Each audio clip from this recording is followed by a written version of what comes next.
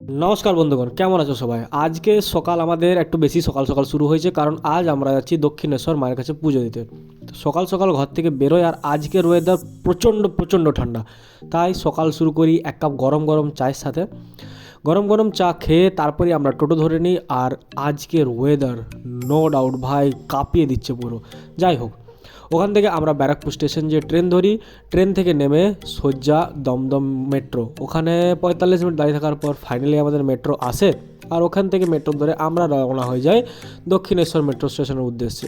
ওখানে নেমে ফুটওয়ারে হাঁটতে হাঁটতে আমরা ফাইনালি পৌঁছে যাই মায়ের গেটের সামনে। আর ভাই, আজকে বছরের প্রথম রবিবার, এত ভিড় কল্পনা করা যাচ্ছে না। তাই বেশি সময় নষ্ট না করে, বেশি না বকে আমরাও পৌঁছে যাই লাইন দেওয়ার জন্য। বাট তার আগে আমরা একটা দোকান যাই, যেখান থেকে আমরা পুজোর জন্য ফুল নিই অ্যান্ড আমাদের ফোন সব এখানে জমা থাকে, কারণ ভিতরে ফোন অ্যালাউড নেই। One eternity later. Finally coming back after 2.5 hour. Actually puja 1.5 ঘন্টার মধ্যে কমপ্লিট হয়ে গেছিলো, কিন্তু মন্দির ঘুরে দেখা, ভালো করে দর্শন করা, ওখানে একটু সময় চলে গেলো, বিকজ এগুলো তো বারবার আসে না।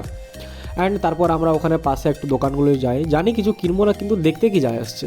তারপর ওখান থেকে হেঁটে হেঁটে যায় গঙ্গার পাড়ে। গঙ্গার পাড়ে বেশ কিছুক্ষণ দাঁড়ায়, বেশ কিছু ছবি টবি তুলি, অ্যান্ড তারপর হাঁটি হাঁটি আমরা বেরিয়ে পড়ি আমাদের বাড়ির উদ্দেশ্যে। টাটা।